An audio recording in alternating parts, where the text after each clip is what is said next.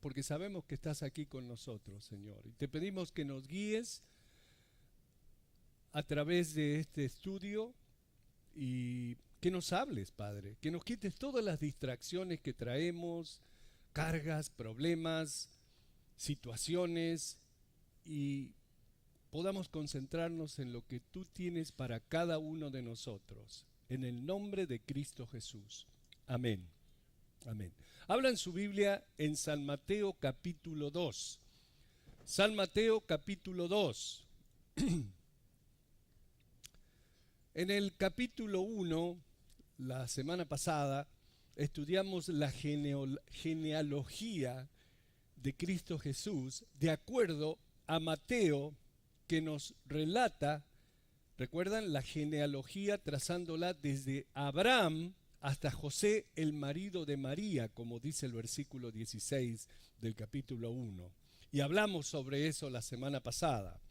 Ahora, en el capítulo 2, versículo 1, nos pone en contexto. ¿Cuándo ocurrió lo que leímos en el capítulo anterior? Y Mateo dice así: cuando Jesús nació en Belén de Judá.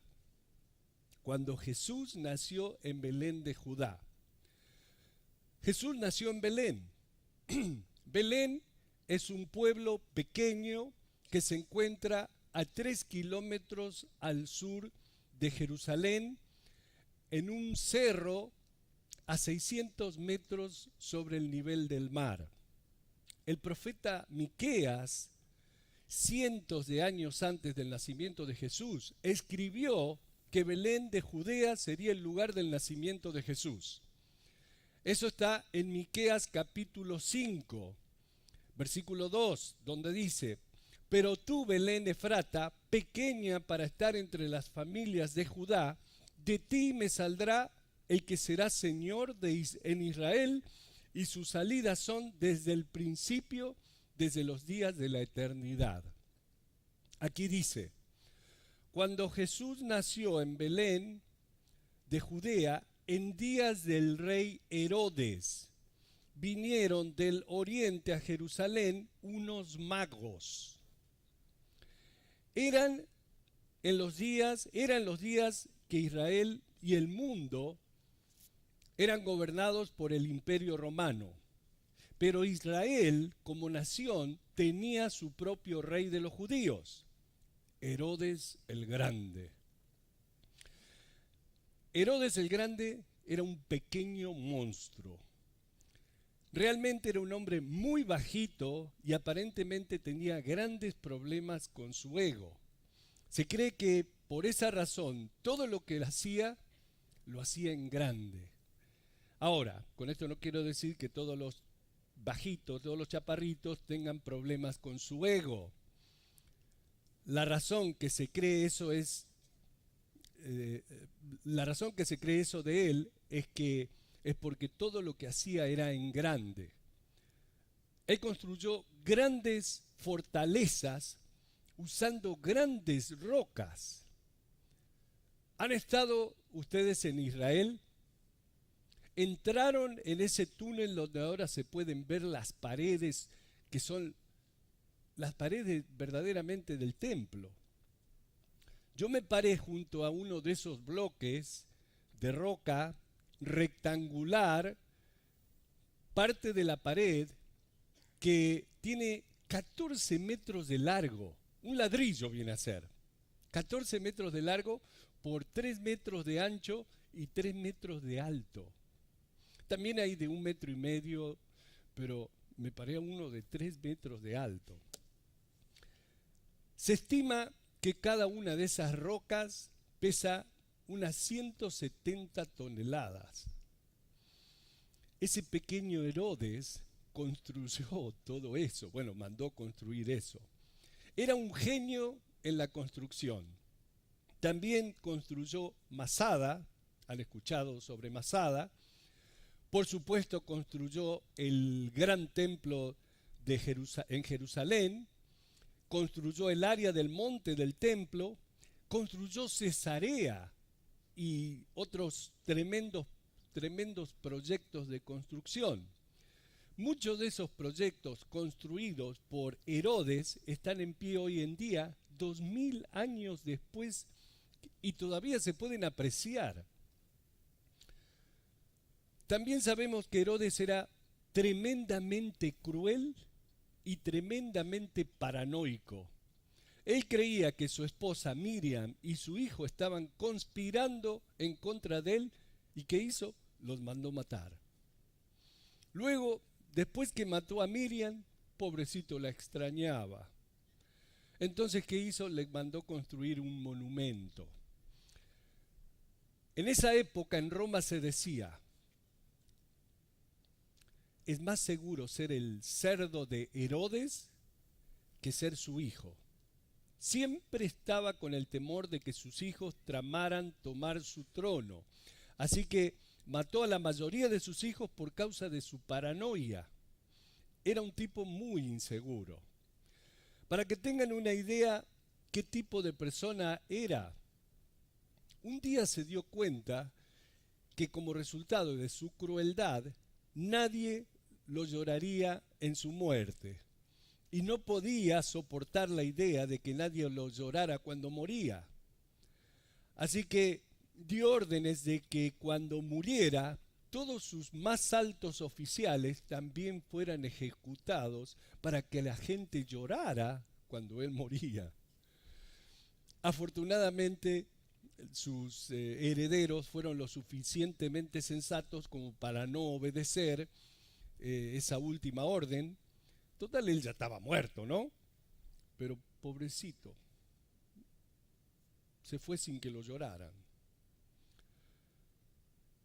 Así que cuando Jesús nació en Belén de Judea en días del rey Herodes, vinieron del oriente a Jerusalén unos magos, versículo 2, diciendo: ¿dónde está el rey de los judíos que ha nacido?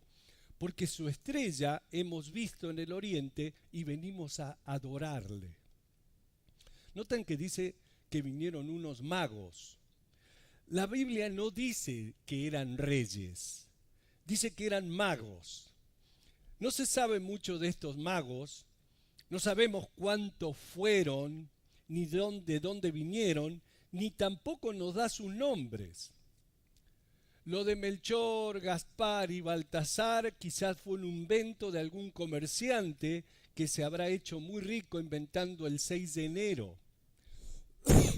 Perdón.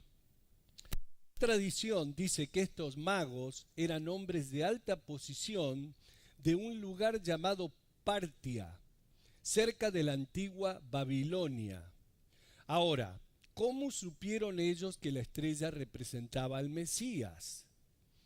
Hay quienes dicen que quizás eran judíos de los que permanecieron en Babilonia después del exilio. Recuerdan que los judíos estuvieron 70 años cautivos en Babilonia, y que puede que sean ellos algunos que se habían quedado, conocían las predicciones de Isaías y de Daniel sobre la venida del Mesías del Antiguo Testamento, porque Daniel también, recuerdan, vivía en Babilonia. Ahora, lo que sí sabemos es que aquellos magos de tierras lejanas reconocieron en Jesús al Mesías, mientras que la mayoría de los elegidos de Dios en Israel no lo hicieron. Mateo describe a Jesús como rey de todo el mundo, no solo de Judea. Ahora, ellos vinieron preguntando: ¿dónde está el rey de los judíos que ha nacido? ¿Se imaginan lo que esto significó para el inseguro Herodes? ¿Qué están preguntando estos tipos? Habrá dicho el chaparro. Yo soy el rey de los judíos. ¿Qué quieren decir con dónde está el rey de los judíos que ha nacido? Estaba aterrorizado, tan aterrorizado con perder su posición, que cuando estos hombres vinieron desde el oriente para preguntar sobre el nacimiento del rey de los judíos, al pobre peticito casi le da el ataque. los magos preguntaron: ¿dónde está el rey de los judíos que ha nacido? Porque su estrella hemos visto en el oriente y venimos a adorarle. Bueno, si es que venían de Babilonia, los magos viajaron 1500 kilómetros, alrededor de 1000 millas, para ver al rey de los judíos. Venían siguiendo la estrella y deseaban adorarle. Muchísimo se ha escrito acerca de la estrella de Belén. Los magos dijeron que habían visto la estrella de Jesús. Hay una profecía del profeta Balaam en el libro de Números, en el capítulo 24, donde Balaam habla y se refiere a la venidera estrella de Jacob. Y dice así, Números 24, 17: lo veré, mas no ahora, lo miraré, mas no de cerca. Saldrá estrella de Jacob y se levantará cetro de Israel. Exactamente cómo fue lo de la estrella no lo sabemos, y ha sido cuestión de especulaciones por siglos. Algunos dicen que probablemente fue una conjunción de estrellas, Júpiter, Saturno, Marte, y que se vio en el año 6 antes de Cristo. Otros dan otras explicaciones. Ahora, yo personalmente me pregunto, el Dios que creó los cielos y la tierra, ¿no pudo haber hecho una estrella especial para anunciar la llegada de su Hijo? Yo creo que sí. Porque su estrella hemos visto en el oriente y venimos a adorarle. Versículo 3. Oyendo esto, el rey Herodes se turbó y toda Jerusalén con él. Créanme que cuando Herodes se turbaba, todo el mundo se turbaba. Eso me hace acordar a mi casa cuando Stephanie se enoja y comienza a aventar las cosas. Stephanie es mi hija. Lo digo porque anda paseando, no está acá. Versículo 4. Y convocados todos los principales sacerdotes y los escribas del pueblo, les preguntó dónde había de nacer el Cristo.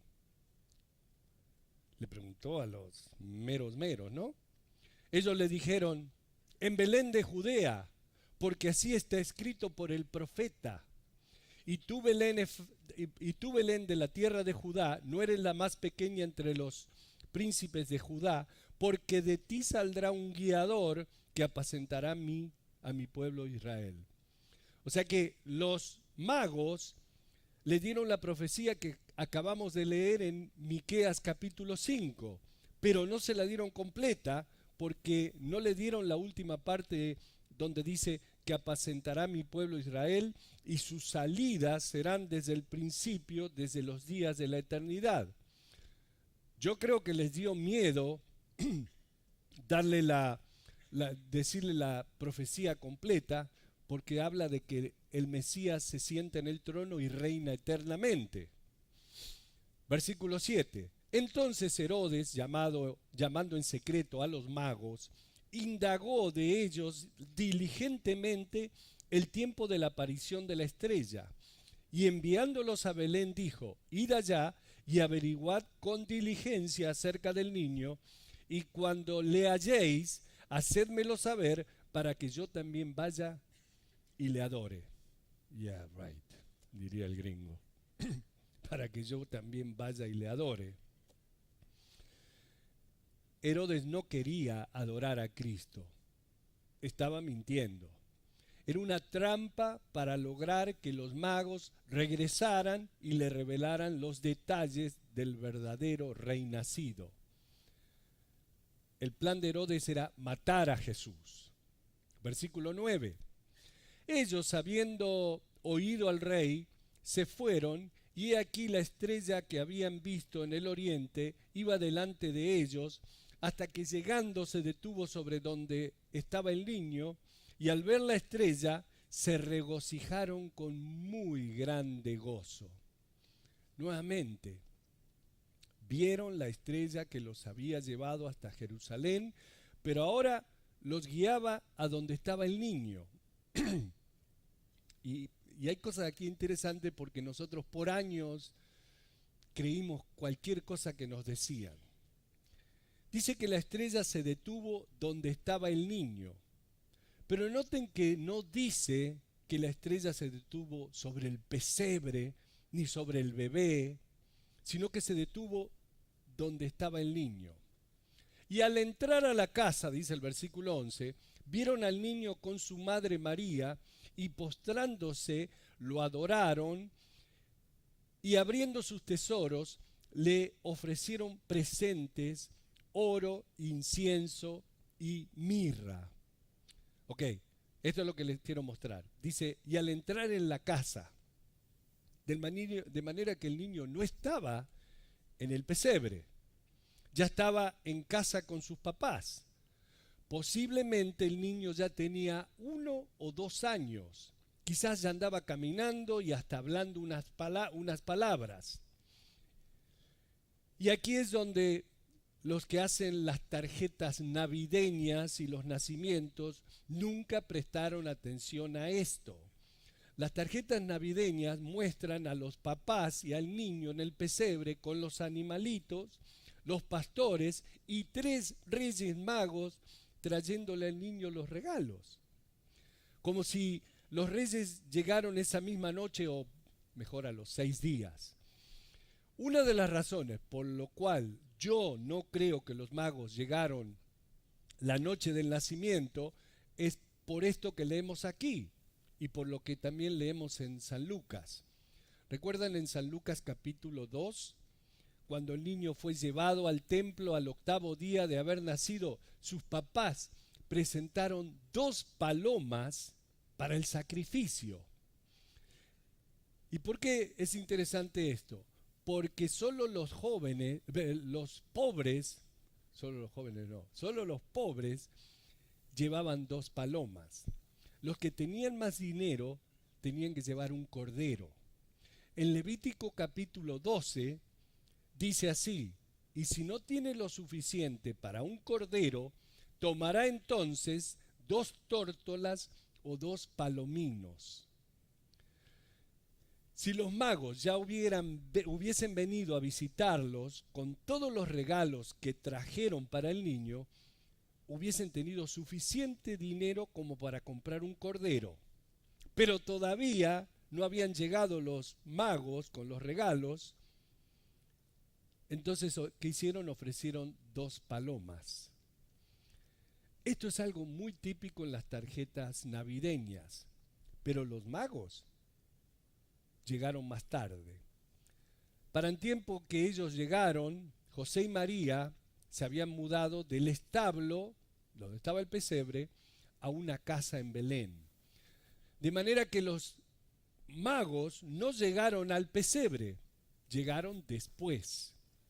Y al entrar en la casa, vieron al niño con su madre María y postrándose, ¿a quién adoraron? Al niño. Lo adoraron y abriendo sus tesoros le ofrecieron presentes, oro, incienso y mirra. Ahora, ¿por qué le traían eso? Ok, yo sé que son buenos estudiantes y quieren saber. El oro simboliza realeza. El incienso simboliza fragancia y la mirra era el ungüento para la muerte. Cuando se morían, los untaban con mirra. Eso se usaba para los funerales. Aquí, increíblemente, se la trajeron al niño, como advirtiendo lo que iba a ocurrir con él. Versículo 12. Pero siendo avisados por revelación en sueños que no volviesen a Herodes, regresaron a su tierra por otro camino. Me encanta esto. Me encanta porque hasta los magos estaban conectados con Dios. Dios les advirtió que no regresaran por Jerusalén. ¿Qué hicieron ellos? Obedecieron. Y saben una cosa, al encontrar a Jesús, verdaderamente significa que nuestra vida debe tomar una dirección diferente. Debemos escuchar la palabra de Dios y ser obedientes. Aquí vemos que los magos escucharon la palabra de Dios y obedecieron. Versículo 13. Después que partieron ellos, he aquí un ángel del Señor apareció en sueños a José y dijo: levántate y toma al niño y a su madre y huye a Egipto y permanece allá hasta que yo te diga, porque acontecerá que Herodes buscará al niño para matarlo. Nuevamente, Mateo muestra que José estaba realmente en contacto con el Señor y con el Espíritu. Versículo 14. Y él, despertando, José, despertando, tomó de noche al niño y a su madre y se fue a Egipto. Y estuvo allá hasta la muerte de Herodes, para que se cumpliese lo que dijo el Señor por medio del profeta, cuando dijo: de Egipto llamé a mi hijo. Mateo está mostrando una y otra vez estos aspectos de la vida de Cristo, que eran en realidad el cumplimiento de las profecías. Para los que toman notas, esta profecía está en Oseas capítulo 11, versículo 1, y dice así: y cuando Israel era muchacho, yo lo amé, y de Egipto llamé a su hijo. Oseas 11, versículo 1. Regresando al versículo 16, dice: Herodes entonces, cuando se vio burlado por los magos, se enojó mucho. Claro, los magos se fueron por otro camino. Y mandó matar a todos los niños menores de 2 años que había en Belén y en todos sus alrededores, conforme al tiempo que había inquirido de los magos. Herodes le había pedido a los magos que cuando hubieran visto al niño regresaran a decirle dónde estaba. Los magos habían visto la estrella hacía como 2 años antes de salir de la tierra del oriente, pero ellos al encontrar al niño no regresaron a decirle. Por eso, ¿qué hizo Herodes? Mandó matar a todos los niños menores de 2 años. Versículo 17. Cumplimiento de profecías. Entonces se cumplió lo que fue dicho por el profeta Jeremías, cuando dijo: voz fue oída en Ramá, grande lamentación, lloro y gemido, Raquel que llora a sus hijos y no quiso ser consolada porque perecieron. Esta profecía la encontramos en Jeremías capítulo 31, versículo 15. Por supuesto, esto tiene un significado importante por el hecho de que Raquel, la esposa de Jacob, muriera en los alrededores de Belén y su tumba se encuentra todavía allí. Raquel murió durante el parto cuando estaba naciendo su hijo Benjamín.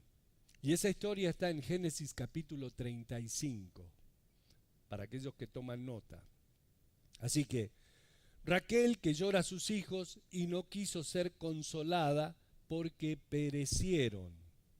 Pero después de muerto Herodes, he aquí un ángel del Señor apareció en sueños a José en Egipto, diciendo: levántate, toma al niño y a su madre y vete a tierra de Israel, porque han muerto los que procuraban la muerte del niño. Nuevamente, Dios le habla a José, notan, en sueños.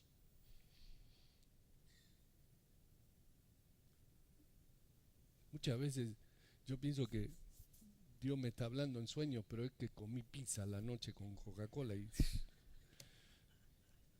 siempre son cosas malas cuando come pizza antes de irse a dormir. 21. Entonces él se levantó y tomó al niño y a su madre y vino a tierra de Israel. Pero oyendo que Arquelao reinaba en Judá en lugar de Herodes su padre, tuvo temor de ir allá, pero avisado por revelación en sueños, se fue a la región de Galilea. Arquelao era uno de los hijos de Herodes. José dijo, mejor vamos a Nazaret de Galilea. Pero lo que quiero que observen aquí es que cada vez que Dios le habló a José, José obedeció. Por eso es que la semana pasada les decía que casi nadie habla de José. Toda la atención siempre es para María. Y está bien, les dije también la semana pasada, porque ella era una mujer impecablemente limpia, sana. Pero José también era un verdadero hombre de Dios. José obedeció a Dios cada vez que el Señor le habló. Aquí regresó al área de donde era originalmente, a Nazaret, y también fue en obediencia a Dios. Dice, pero avisado por revelación en sueños, se fue a la región de Galilea. De hecho, fue en Nazaret de Galilea que María recibió por primera vez la palabra del arcángel Gabriel de que ella iba a ser madre del Cristo. Versículo 23. Y vino y habitó en la ciudad que se llama Nazaret, para que se cumpliese lo que fue dicho por los profetas, que habría de ser llamado Nazareno.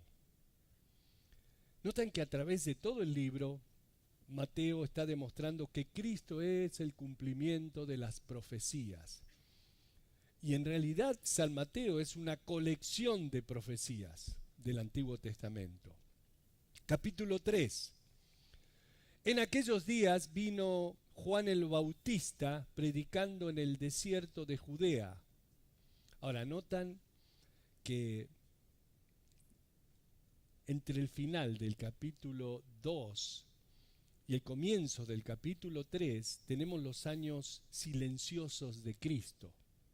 Porque entre el final de uno y el comienzo del otro hay como 28 o 29 años en los que nada es registrado. Y bueno, el Señor ha dispuesto dejar esa porción de su vida en silencio. Y donde las escrituras guardan silencio, es mejor que permanezcamos en silencio y no inventemos nada. Así que saltamos esos años. Ahora, uno de los evangelios nos da una pequeña referencia de cuando Jesús tenía 12 años de edad. Pero eso es lo único que sabemos de la niñez de Jesús. Y es en San Lucas capítulo 2. Eso es lo único que sabemos de Jesús desde que nació hasta el capítulo 3 de San Mateo. Así que saltamos ahora hasta Juan el Bautista, casi 30 años después, cuando Juan estaba predicando en el desierto de Judea y diciendo, arrepentíos, porque el reino de los cielos se ha acercado. Pues este es aquel de quien habló el profeta Isaías cuando dijo, voz del que clama en el desierto, preparad el camino del Señor, enderezad sus sendas. Esta profecía la encontramos en Isaías capítulo 40. Versículo 4, aquí dice, y Juan estaba vestido de pelo de camello y tenía un cinto, presten atención a esto porque está bueno, ¿ok?